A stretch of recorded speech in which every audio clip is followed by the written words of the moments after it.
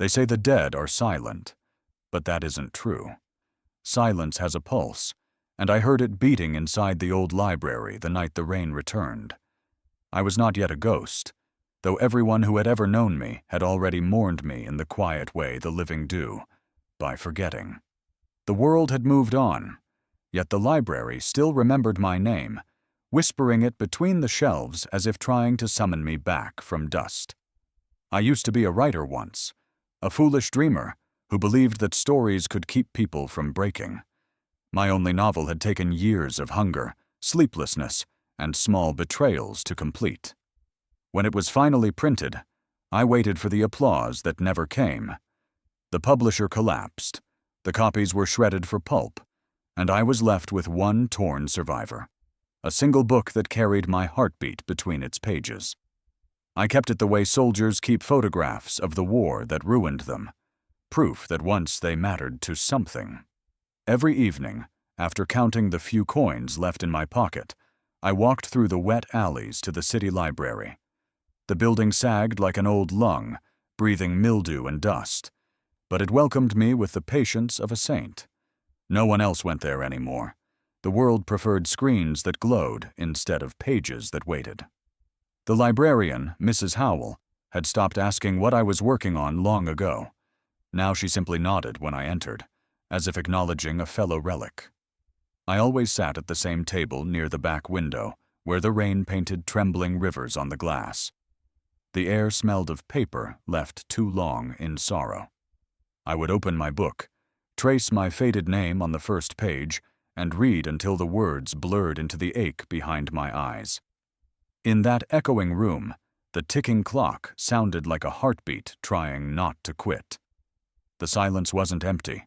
It was thick and listening, filled with all the things people had once said and forgotten to mean.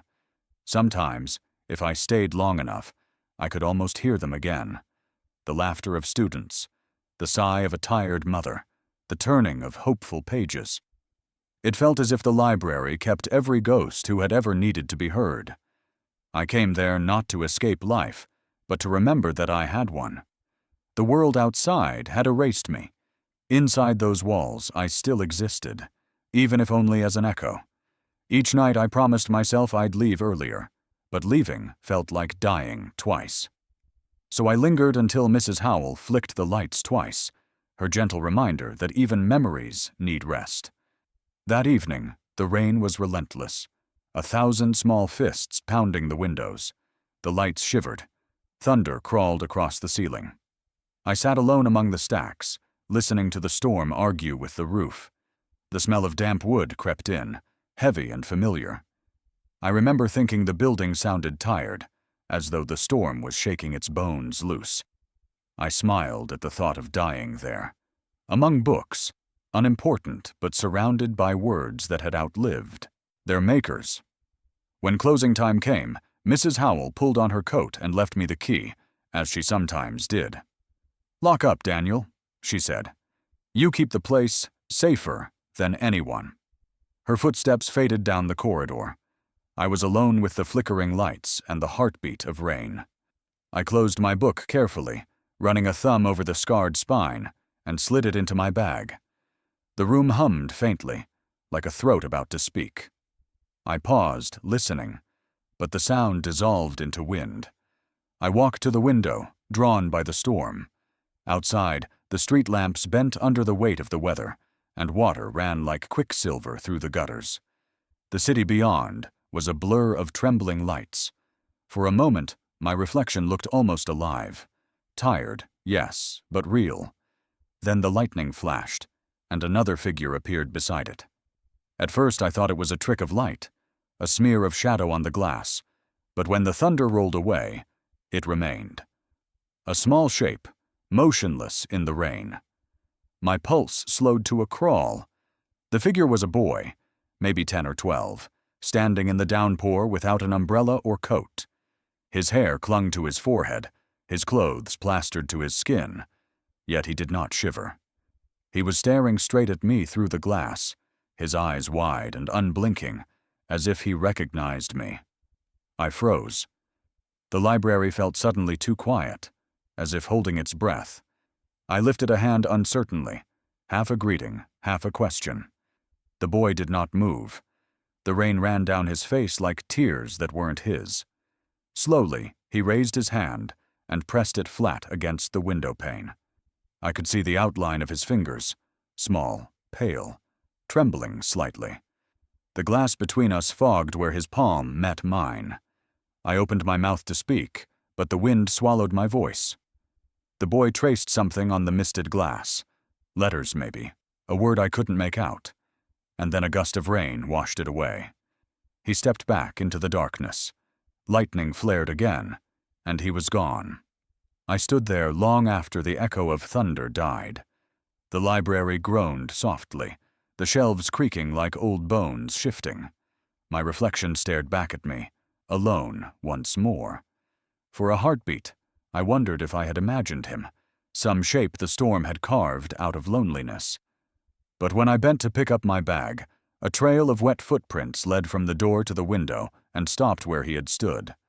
Small, perfect prints glistening on the stone floor. The lamp above flickered, then steadied.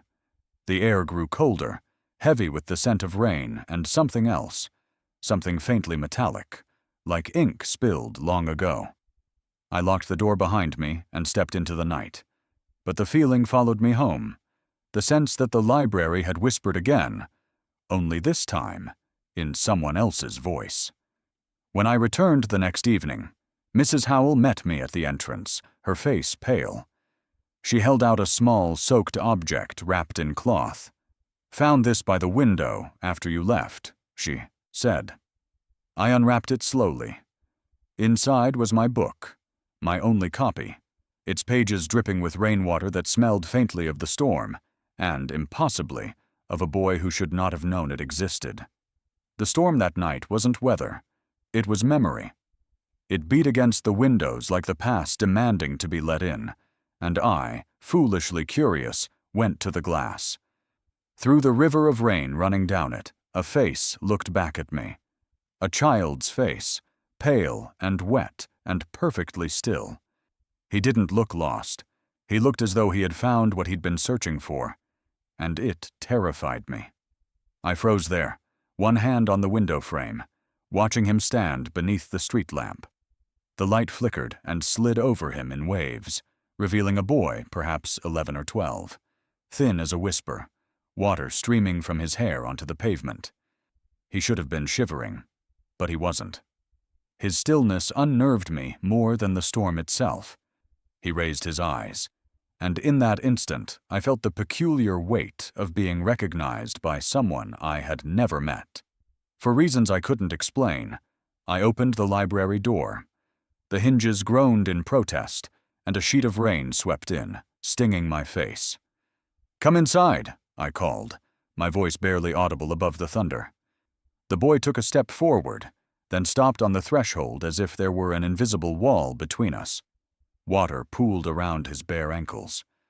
"You'll get sick," I insisted. He shook his head slowly, his eyes never leaving mine.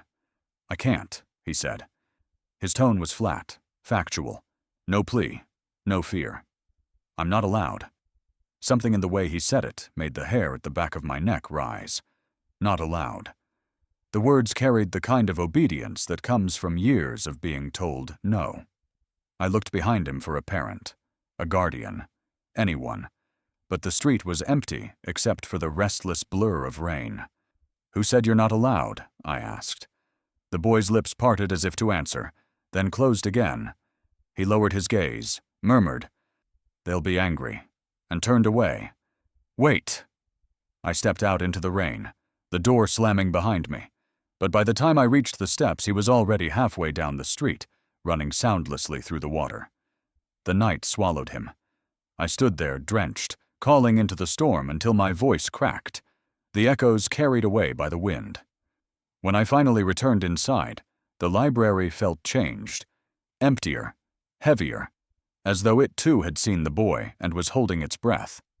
I dried the floor with an old rag, but the puddle where he'd stood refused to vanish completely, a dark patch glimmering beneath the lamplight. I locked up, pocketed the key, and started home through streets that seemed newly unfamiliar. Every window I passed reflected the ghost of that boy's face. I told myself it was nothing, a trick of pity and fatigue, yet a strange guilt settled in my chest, the kind you feel when you've walked past someone who asked for help, without using words. Sleep was impossible. The sound of rain on the roof became the rhythm of his voice. I'm not allowed. I kept seeing his eyes, not frightened, just certain, as if he knew rules older than mine. At dawn, the storm thinned to a drizzle, and the city emerged pale and shining, rinsed of its sins. I returned to the library earlier than usual, half hoping the night had invented him. But he had been real. Outside the window where he'd stood, the ground was covered in muddy footprints, small, bare, perfectly shaped. They led from the gate to the glass and nowhere else. The rain had washed away every other trace of the night, yet these prints remained, dark and precise, as if pressed into the concrete itself. I knelt, touching one. It was cold, but not wet, like something preserved. The air smelled faintly of the storm, metallic and electric, and beneath that a sweetness, paper and ink. Inside, the library was untouched. The lamps were steady, the books asleep on their shelves. Yet I could feel a tension humming through the air, a quiet expectancy. Mrs. Howell arrived a little later and found me standing by the window, my hand on the glass. "Long night?" she asked, her voice casual but her eyes sharp. I nodded, not trusting myself to speak. She followed my gaze to the footprints outside, frowned, and said softly, "It's strange how the rain missed that spot." Then she went about her morning, humming to fill the silence that followed. I tried to read, but the words wouldn't stay still. Every page looked water-stained, the ink bleeding like veins. Around noon, I gave up, left the desk, and stepped outside again. The footprints were still there, and beside them something new, a torn scrap of paper plastered to the window by the damp. I peeled it off carefully. It was a fragment of a library card, the namespace smudged except for one letter, S. A chill passed through me that had nothing to do with the wind.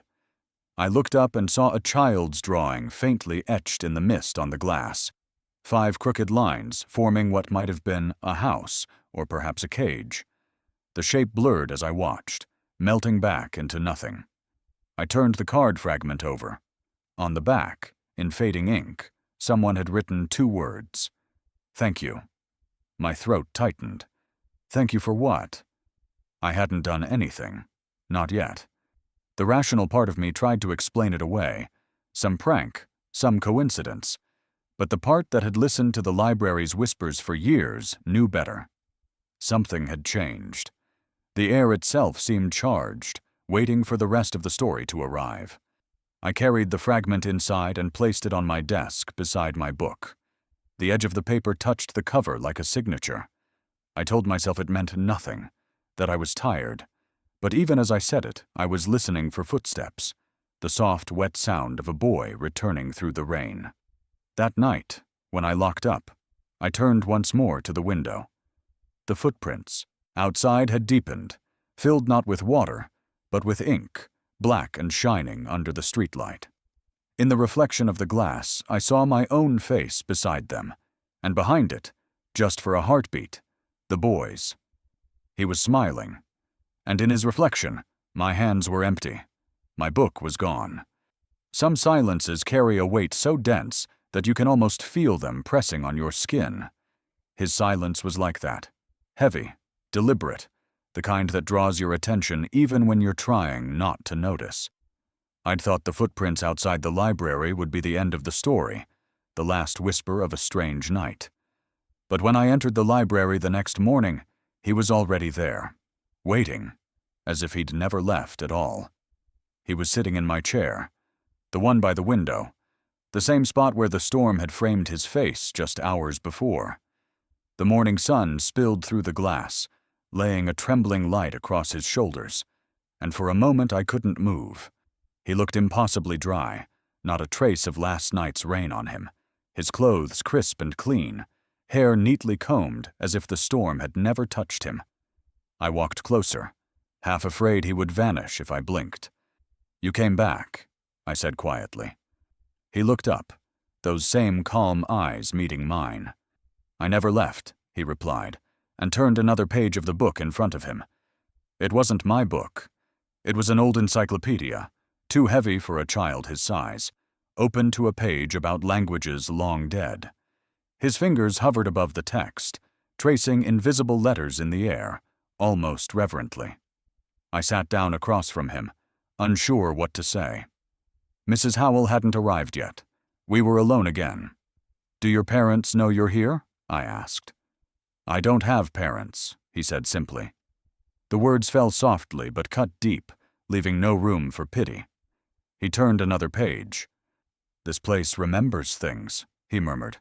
"Even people." Something inside me stilled. "What do you mean?" I asked, leaning forward, but he didn't answer. He smiled faintly, the kind of smile that doesn't reach the eyes, and kept reading. I watched him for a long time.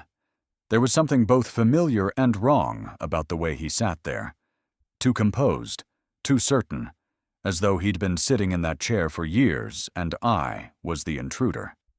After a while, I went to the small kettle in the corner and made 2 cups of tea.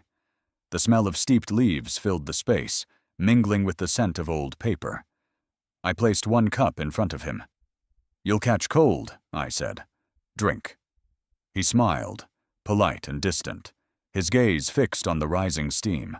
"It's warm enough already," he whispered. His hands stayed folded in his lap, untouched by the cup.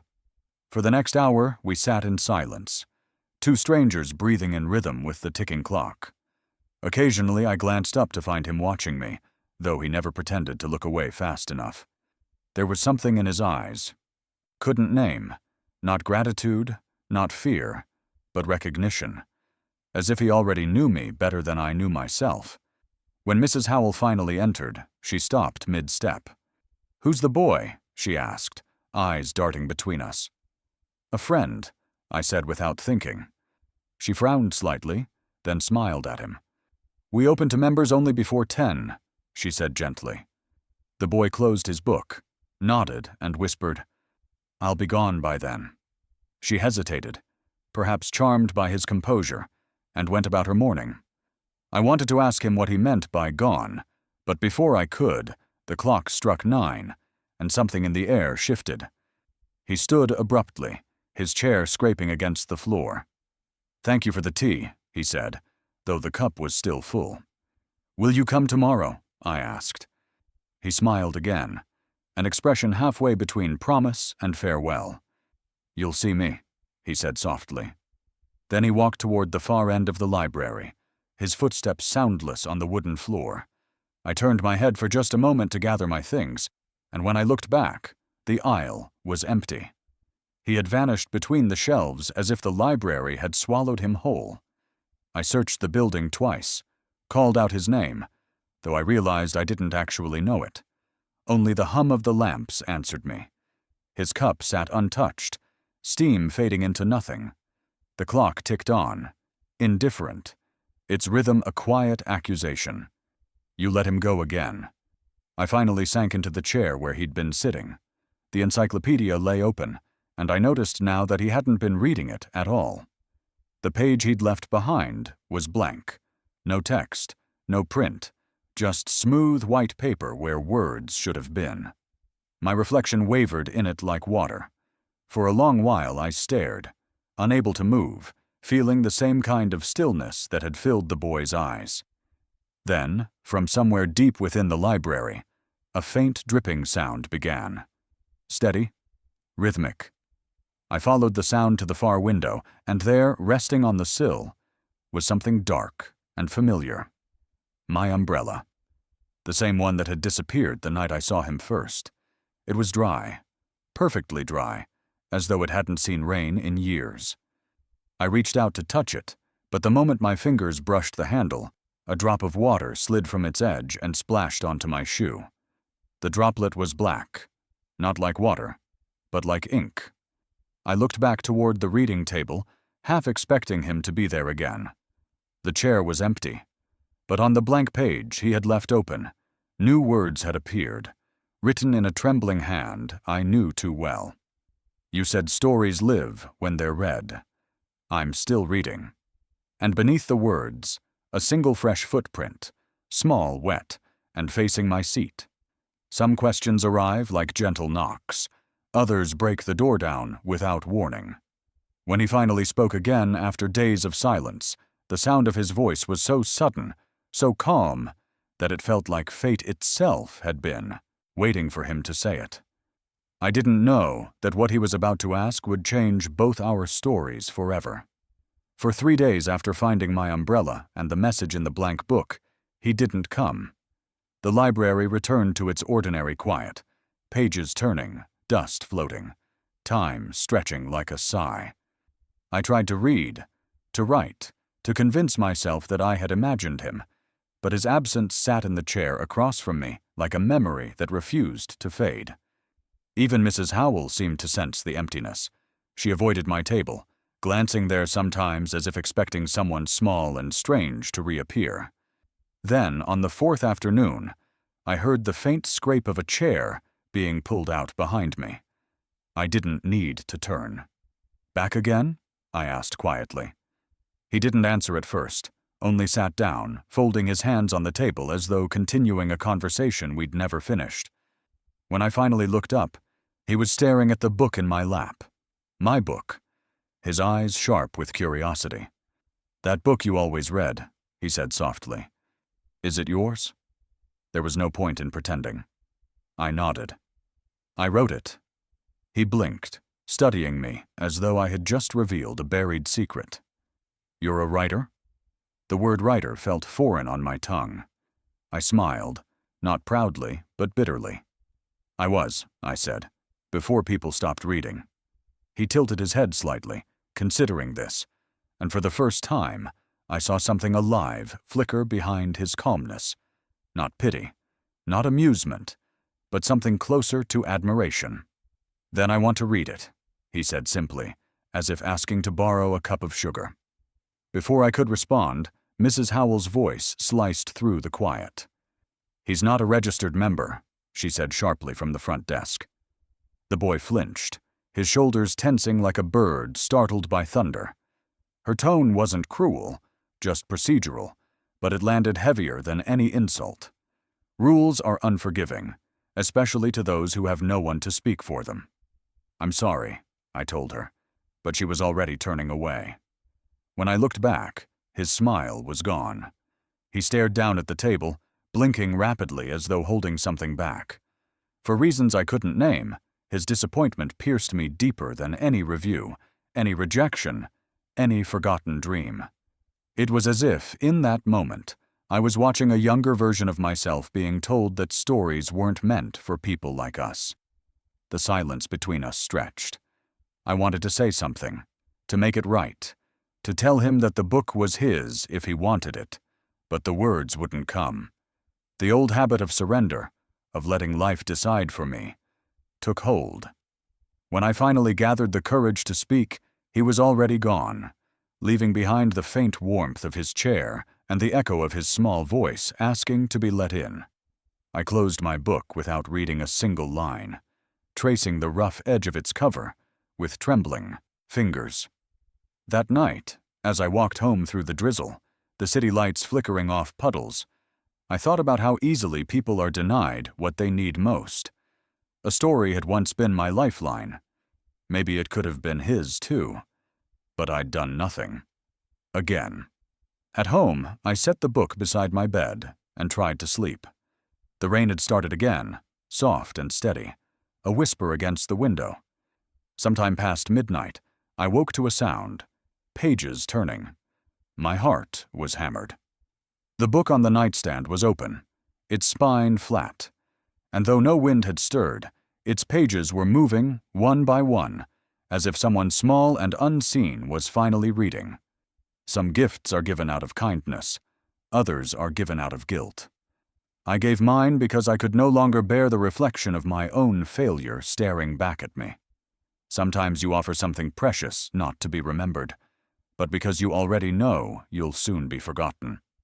That's what I told myself the morning I placed my only book into his trembling hands.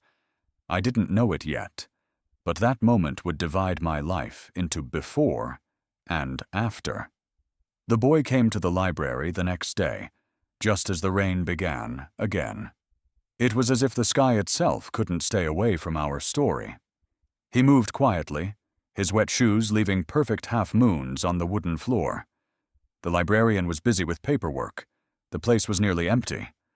I felt his presence before I saw him.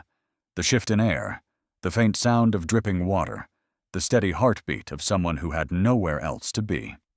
He sat across from me, the same spot where he'd first appeared. His clothes were still damp, but he didn't shiver. Instead, he looked at me with that unnerving calm, the same look children get when they're about to ask for something they shouldn't. Without a word, I slid my book toward him. The gesture felt small and enormous all at once. His eyes widened. "Take it," I said, trying to sound casual. "A story isn't alive until it's read." He didn't touch it immediately. His fingers hovered above the cover, hesitant, reverent, afraid. "But it's yours," he whispered, and in his voice I heard a truth I'd spent years avoiding, that I had nothing else left to give. "Maybe it was waiting for you," I told him. I tried to smile, but the corners of my mouth betrayed the tremor in my heart. He finally reached out and took the book. The instant his small hands closed around it, something shifted inside me. A strange, weightless feeling, like exhaling after holding your breath for too long. The boy held the book close to his chest, as if it were something living, something fragile. His eyes glistened with gratitude, but also with something else, recognition, as though he'd been searching for it all his life. For the first time, I saw him smile, truly smile. It was the kind of smile that doesn't ask for anything in return, the kind that forgives the world for being cruel. He opened the book, turned a few pages carefully, then closed it again and said quietly, "Thank you." 2 words, small, ordinary, yet they felt like they carried the weight of every story ever told. The rain outside softened, falling in rhythmic waves. We sat in silence. I wanted to ask his name, where he came from, who had told him he wasn't allowed to read, but I didn't. Some questions ruin fragile moments, and I was too afraid to break this one. I just watched him hold the book as if it were the answer to all the questions he didn't know how to ask. He stood suddenly, clutching the book to his chest. "Will I see you tomorrow?" I asked, the words escaping before I could stop them. He didn't answer right away. His gaze flicked toward the door, then back to me. "If I can," he said. Then he turned and walked away, his footsteps soft and deliberate, leaving tiny droplets of water glistening behind him. The door creaked shut, and the echo of it lingered long after he was gone. I sat there for a while, staring at the empty chair, the faint ring of moisture where the book had rested. The library felt strangely hollow, as if something invisible had been taken from it. I told myself I'd done a good thing, that I'd given the story a new reader, maybe even a new purpose. But beneath that comfort was a hollow ache, a question that refused to leave. What if he never comes back? When Mrs. Howell returned, she found me still sitting there. "Long day?" she asked. I nodded. "Did you lend one out?" She gestured toward my empty spot on the table. "Something like that," I said. She smiled faintly and turned away, unaware that she'd just witnessed the most costly gift of my life. That night, I walked home without my book for the first time in years. The rain had stopped, but the air still smelled of it, damp, metallic, sharp.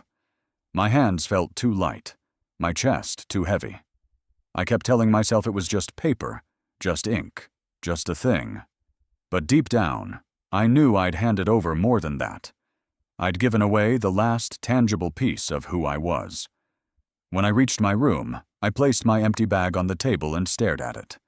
The lamp flickered, and for a moment I almost thought I saw a shadow pass across the wall, small, slight, like a child.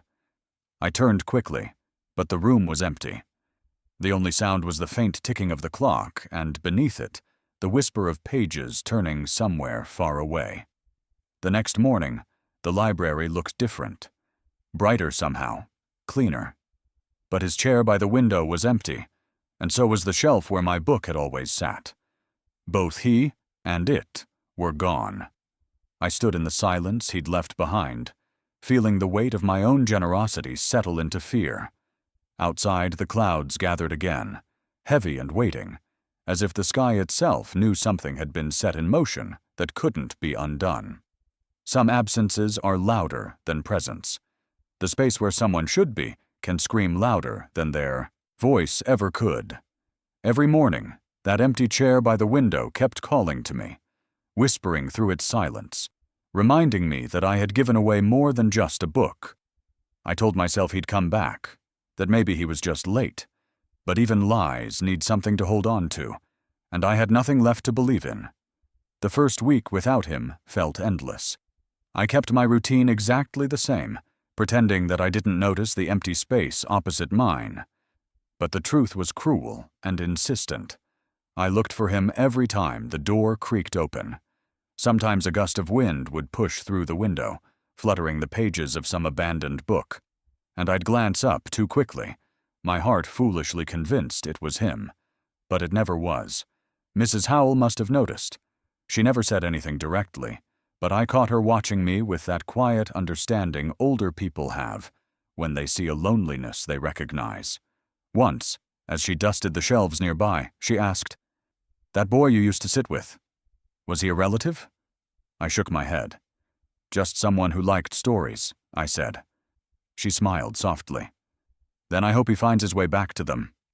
Her words echoed long after she walked away. Each day felt heavier. The library, once my refuge, now felt like a waiting room for ghosts. His chair the most haunting of all. I began to question my own sanity. Had I really seen him? Had I imagined the weight of that book in his hands, the gratitude in his eyes?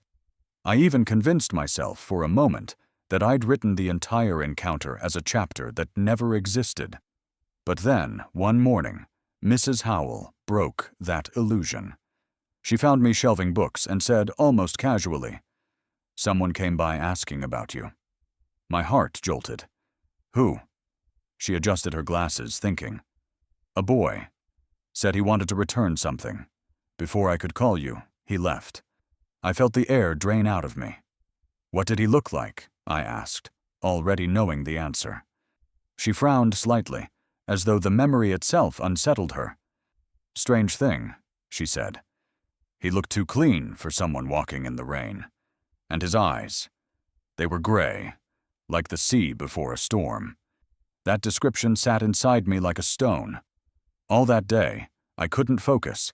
Every sound in the library felt amplified, the shuffle of feet, the rustle of pages, the hum of the ceiling lights, each one teasing me with the possibility that he had returned. But his chair remained untouched, the wood gathering dust, the faint outline of his shape still visible on the seat. It felt wrong to sit there, as though it no longer belonged to the living. I started writing again, though I don't know why. Maybe it was guilt, or maybe I hoped that if I put his name, the name I didn't know, onto a page, he might hear it wherever he was. I wrote about the rain, about the boy, about the silence he left behind. The library seemed to listen as my pen moved. The air grew heavier, the lights dimmed. It was as though the building itself was holding its breath, waiting for something unseen to respond. When I finally closed my notebook, the clock read past closing time. Mrs. Howell had gone, and I was once again alone. Outside, the wind carried the faint smell of rain, that same storm scent that always seemed to arrive before him. I gathered my things, walked to my desk, and stopped. Something lay on it that hadn't been there moments before. A folded piece of paper, perfectly centered on the table. My pulse quickened. I reached for it, expecting to see the familiar scrawl of Mrs. Howell, a note about forgotten books or closing duties. But when I unfolded it, my throat closed. The handwriting was mine. Every loop, every uneven letter, identical. It wasn't a copy. It was my handwriting. And yet, I had never written these words. The note said only one line: "Stop waiting by the window. He's already inside." I turned slowly, my eyes scanning the empty library. The lights flickered once, and in the reflection of the window, behind my own silhouette, a smaller shadow moved. The library looked the same, but it felt like it was breathing again. The air carried a pulse, a faint warmth that didn't belong to dust or sunlight. Every shelf seemed straighter, every corner brighter, as though the building itself had exhaled after years of holding its breath. I could still smell rain on the air, faint and electric, the kind that lingers after a storm no one else remembers. Something had happened in the dark hours between last night and morning, something I hadn't been invited to witness. When I pushed open the library doors that morning, I stopped dead in the doorway. The room that had always smelled faintly of damp wood and mildew now glowed softly under new lamps. The broken bulbs that had stuttered for months were suddenly replaced, their glass smooth and clear. The cracks in the ceiling had been patched, the cobwebs gone, and every shelf that had once sagged beneath the weight of neglect now stood proud, straight, alive. The air was full of something unfamiliar, a freshness that didn't belong to old buildings. Mrs. Howell was standing near the counter, her hands trembling slightly as she flipped through a stack of freshly bound catalogs. When she looked up at me, her eyes were wide with disbelief and something close to awe. "Can you believe this?" she whispered. "They said it all happened last night. Someone donated the money. Everything was delivered and restored before dawn." "Who?" I asked. She shook her head, smiling in that dazed way people do when they can't tell whether to be grateful or afraid. "No name. Just an envelope. The donation form was signed anonymous." Anonymous. The word lingered in the air like a scent I couldn't ignore. I looked around the library again, scanning every detail. The shelves gleamed like they had been polished by hand. Even the books themselves seemed different. New editions lined beside the old ones, their spines uncreased, their titles glinting in the morning light. It felt impossible that all of this had happened in a single night. I walked toward my usual corner, half expecting my chair to be gone, replaced, erased. But it wasn't. It waited for me, same as always, though the table had changed. A new lamp sat there, brass and beautiful, with a shade that cast a circle of golden light over the wood. For the first time in years, my table looked alive again, like the heart of something reborn. Then I saw the envelope. It was resting under the lamp, a plain white fold of paper pressed flat, as if deliberately placed there for me.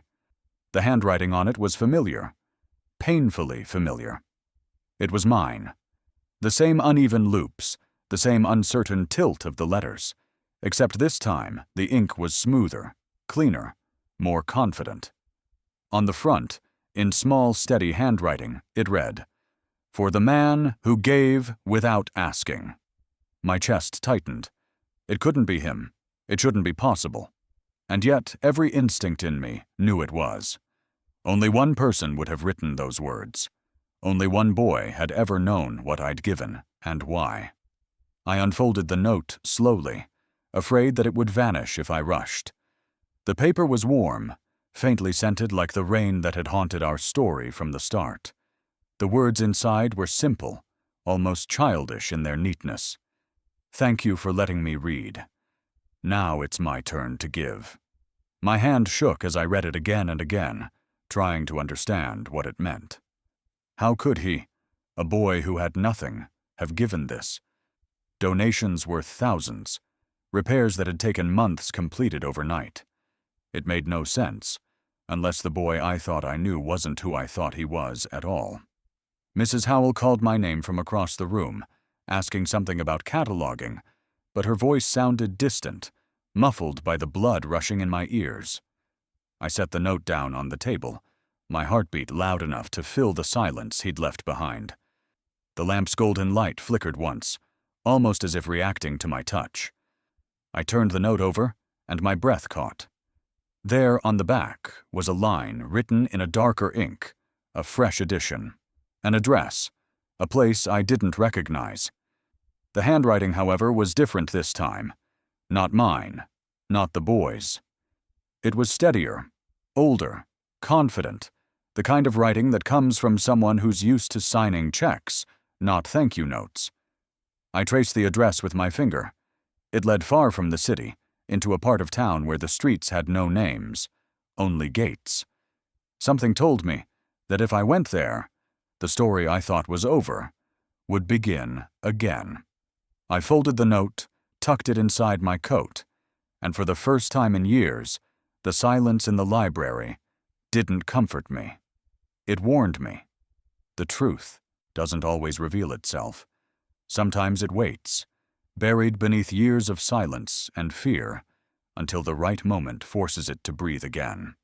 And standing before that golden wall, with my name burning like a prophecy I never agreed to write, I felt the air around me shift. It was as if the mansion itself was holding its breath, waiting for me to understand what I was seeing and who was standing beside me. The boy, or the man he had become, stared at the wall without speaking. His face glowed in the reflection, his expression caught somewhere between sorrow and pride. I wanted to ask 100 questions, but none of them made it past my lips. There was something sacred about that silence, a weight that made words feel small and unworthy. Finally he spoke, his voice soft and unsteady, like the beginning of a confession. "You don't remember me, do you?" The question cut through the stillness. My heart stumbled. "I remember fragments," I said, my voice barely audible. "A boy in the library. The letters I wrote. And then, nothing." He smiled faintly, but there was no joy in it. "You remember enough." He stepped closer to the wall, running his fingers along the golden carvings. "My father owned these libraries. He believed stories were only for the powerful, for men like him who could afford to buy every book ever written. I grew up surrounded by words I wasn't allowed to touch." I listened in silence as he continued, the pain in his tone pressing against the walls like a storm. "After my parents died, I was left with everything. The estates, the collections, the endless emptiness of inherited silence. Everyone thought I was lucky. But you can't inherit love. You can't buy anything." His gaze flicked to me then, sharp and trembling. "You were the first person who saw me without the weight of my name." My chest tightened. "When was this?" I whispered. "The night I ran away," he said. "You were sitting outside that old library, reading a torn book by candlelight. I was just a boy who had nowhere to go. You didn't know who I was, and you didn't ask. You just moved over, handed me your book and said, 'If you read, you'll never be alone again.'" My breath caught. The memory hit like lightning. A flash of a face, a hand reaching out under the flicker of a candle, a smile that disappeared before dawn. "You kept that book?" I asked, my voice shaking. He nodded. "I read it until the pages tore. That book was my first freedom." His voice trembled, not from weakness, but from the sheer weight of what he was admitting. "You showed me kindness when I didn't deserve it. And when I finally understood what stories could mean, I rebuilt all of this. Every hall, every shelf, every word for people like us, for the lost ones who find hope in words." My eyes burned. "You built this for me." He shook his head slowly, his expression unreadable. "No," he said after a long pause, his voice barely more than a whisper. "Because of you." Something inside me cracked. The mansion's silence deepened, as though the walls were listening to our hearts instead of our words. I turned back toward the golden wall, the letters of my name glowing brighter, pulsing in rhythm with the thudding in my chest. "I don't understand," I said. "Why would this place remember me? Why does my name matter here?" He took a step closer, his shadow merging with mine. "Because your stories were never just stories. Every word you wrote was a door, every letter a seed. The people who read your words didn't just imagine your world. They built it. You gave them life. You gave me life. I felt the room tilt around me, a dizzying rush of realization and disbelief. You mean this mansion, these libraries? They exist because you believed in them once, he said quietly. And when you stopped believing, the mansion began to die. That's why I called you back. You are the key, the only one who can finish what you started. My throat tightened. Finish it? You mean rewrite it? His eyes darkened. No. Remember it. The chandeliers flickered overhead, casting trembling shadows across the golden wall. The words shimmered, and for a fleeting moment, the letters rearranged themselves into something new. A line I didn't recognize, but one that made my pulse falter. He remembers what she forgets. I turned to him, my voice barely holding steady. What does that mean? He looked away. It means the story isn't just yours anymore. It's ours. A low rumble echoed through the mansion, like thunder rolling from within the walls. The floor beneath us trembled. He reached for my hand, his eyes filled with urgency and sorrow. It's starting, he said. The story's waking up. The golden wall split open, light pouring through the cracks. I tried to pull away, but his hand tightened around mine. You asked why I built this place, he whispered. Now you'll see what it's been hiding. There are moments in life when time folds back on itself, when something you once lost, something you mourned, forgot, and buried beneath years of silence, returns to you not as it was, but as proof that it had never truly left. And as the golden wall cracked open before me, spilling light across the marble floor like liquid memory, I realized that the past doesn't vanish. It waits, quietly, until you are brave enough to face it again. The mansion shook softly, a deep, resonant hum rising from its bones. Dust shimmered in the air, turning every breath into gold. I shielded my eyes, watching as the blinding light formed shapes, shadows of words, sentences floating free from the shelves. They spiraled upward like prayers, each one whispering in a language I somehow understood. Out of that brilliance, he emerged. The boy, the heir, the ghost of my forgotten kindness. He was holding something to his chest, something wrapped in light. As he walked toward me, the golden glow dimmed just enough for me to see it clearly, and when I did, my heart stuttered. It was my book, the same one I had once pressed into his hands when he was just a lost child in the dark, the same book I thought had burned with my innocence. Now, it looked alive, as if every word I'd ever written had been reborn. He approached slowly, the echo of his footsteps merging with the heartbeat of the house. Sometimes, he began, his voice quiet but unshakable, what you give away finds its way back, changed, but still yours. I couldn't look away. The cover was no longer torn or dull. It was bound in gold thread, the pages faintly glowing like they remembered how much they'd meant to me. He held it with both hands, reverent, as though returning something sacred. You gave me this once, he said, his tone trembling with memory. You gave me my first story. My voice cracked. And you brought it back to me. He smiled gently, and there was pride in his sorrow. I had to, because this book is not just yours, it's mine too. You wrote it when you were lost, and I read it when I was broken.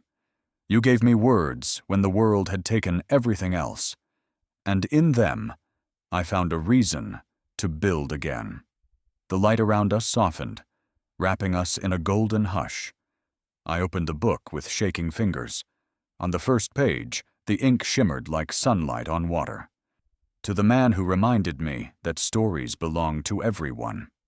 My throat tightened, my vision blurred. The letters glowed and shifted, as though breathing with me. Each page carried fragments of my handwriting, my childhood sketches, my secret thoughts, the parts of me I'd long tried to forget. Tears fell freely onto the parchment, but instead of smudging the ink, they made the words shine brighter. He took a step closer. You don't know how many lives this saved, he whispered. Every person who read your words found a part of themselves. They rebuilt. They healed. They dreamed. You made them remember that stories are not possessions. They are bridges. I looked at him, overwhelmed. And you? I asked. What did it give you? He hesitated, then placed his hand over his heart. A reason to live. The air between us shimmered. The mansion seemed to sigh with us, the light pulsing like a heartbeat shared by two souls bound through time. I wanted to thank him, to tell him what this moment meant, but words refused to come. I had spent a lifetime writing, and now, for the first time, silence said everything. He reached out and gently closed the book in my hands. It belongs to you again, he said, but promise me, don't lock it away this time. Let others read it. Let them see that stories can outlive pain. I nodded, tears sliding down my face. I promise. For a moment, everything felt still. The mansion no longer trembled. The light no longer roared. It simply breathed, alive, content. I looked down at the book again, tracing the golden letters, feeling its quiet heartbeat under my palms. When I looked up to meet his eyes, to thank him properly, he was gone. Not vanished in smoke or light, but gone the way a dream fades at dawn, softly, silently, leaving only warmth behind. I spun around, calling his name, but the echo swallowed my voice. The halls stood empty. Only his absence remained, thick and familiar. I clutched the book to my chest, feeling it pulse faintly, as if his heart still beat inside it. My tears fell onto the cover, and this time, the gold shimmered brighter, almost alive. Slowly, words began to form where my tears touched. Some gifts return not to be kept, but to remind you of what you gave away. The chandeliers flickered once. The marble under my feet rippled like water. The mansion began to change again, walls breathing, shelves bending, the golden light rising from every corner as though waking from a long sleep. I took one step back, fear and wonder twisting together in my chest. The book in my hands opened on its own, pages fluttering like wings. And there, between two glowing lines, a single sentence appeared, one that made my heart stop. It read, "He didn't vanish.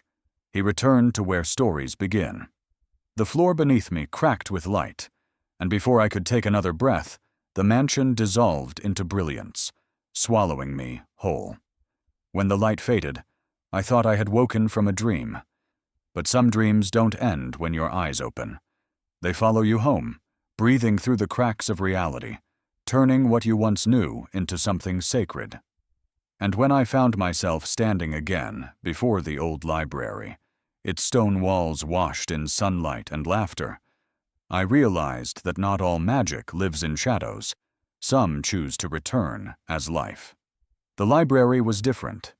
The heavy wooden doors that had once groaned in protest now opened to the melody of children's voices spilling out like music. The scent of dust and silence had been replaced by the sweetness of paper and the rhythm of pages being turned with joy. Every shelf that had once leaned tiredly against time now stood tall and proud, filled to the brim with books, both old and new, stories breathing again after years of silence. I stepped inside, my heart stumbling between disbelief and awe. Light poured through the high windows, scattering in golden patterns on the floor, where children sat cross-legged, reading aloud to each other. Their laughter rang where silence had once been king. For a moment, I simply stood there, frozen at the threshold, watching the life that had replaced the loneliness I once knew too well. The librarian, an elderly woman with kind eyes and a face that carried the wisdom of years, noticed me. She smiled, the kind of smile that feels like an old song you'd forgotten you loved. "You came back," she whispered, almost to herself. I nodded. "I didn't think it would still be here." Her eyes softened. "Oh, it's more than here. It's alive again, because of him." I frowned. "Because of who?" She stepped closer, her gaze flicking to the far end of the library.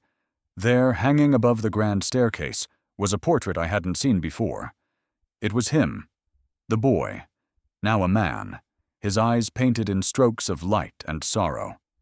Below the portrait, etched into a bronze plaque, were words that made my throat tighten. He rebuilt everything in your name. I walked toward it, each step heavier than the last. My fingers brushed the plaque's cool surface, tracing the letters as though they were veins of memory. I wanted to speak, but emotion stole my voice. Around me, the hum of life continued. Children giggling, pages turning, a world moving forward. And for the first time, I felt no envy for time's passing, only peace. The librarian led me deeper into the room, to a quiet corner near the window. My old corner. The same chair still stood there, worn yet sturdy, its leather faded but familiar. Only now, it had something new fixed to it. A small brass plate engraved with words that stopped my heart. For the man who gave his last book to the future. I sank into the chair slowly, my hands trembling as I touched the plaque. The sunlight fell across my lap, warm and weightless, and I closed my eyes. In the hum of the library, I could almost hear him again. The boy's voice, gentle and unwavering, echoing through the years. You gave me my first story. Tears blurred my vision, falling soundlessly onto the open notebook in my lap. I let them fall. I didn't hide them this time. The world didn't need another mask. It needed more truth. I smiled through the ache in my chest, realizing something quietly profound. Kindness doesn't fade. It multiplies. It ripples outward, leaving footprints deeper than fame ever could. I had spent so long chasing meaning, not realizing I had already written it in someone else's heart. A little girl approached my chair, clutching a book nearly half her size. "Excuse me," she said shyly. "Is this your seat?" I smiled. "It used to be. Now it's everyone's." She grinned, nodded, and sat cross-legged at my feet, opening her book. I watched her lips move as she whispered the first line aloud. Her voice trembled slightly, the same way mine once had.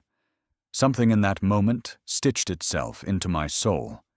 It was as though the world had looped back to its beginning, not to repeat itself, but to heal it. As the afternoon sun sank lower, painting the shelves in amber, I gathered my bag to leave. The librarian waved from her desk, and the children continued their soft symphony of laughter and turning pages. I took one last look at the portrait on the wall, whispered a quiet, "Thank you," and turned toward the door. But when I reached for my bag, something inside it felt different, heavier. I frowned, unbuckled the flap, and froze. Inside lay a book I had never seen before, bound in dark leather, shimmering faintly in the fading light.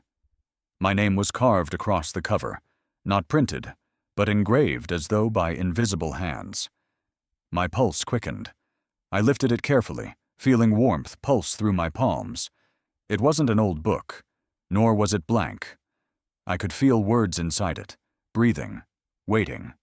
But when I opened it, the pages were white, untouched, except for one sentence written at the very beginning, in handwriting I knew too well. It read, "The next story begins where you decide to end." The air shifted, pages fluttered, candles flickered, and for a moment I could swear I felt his hand on my shoulder again, whispering through the silence. Your turn. Some endings don't whisper.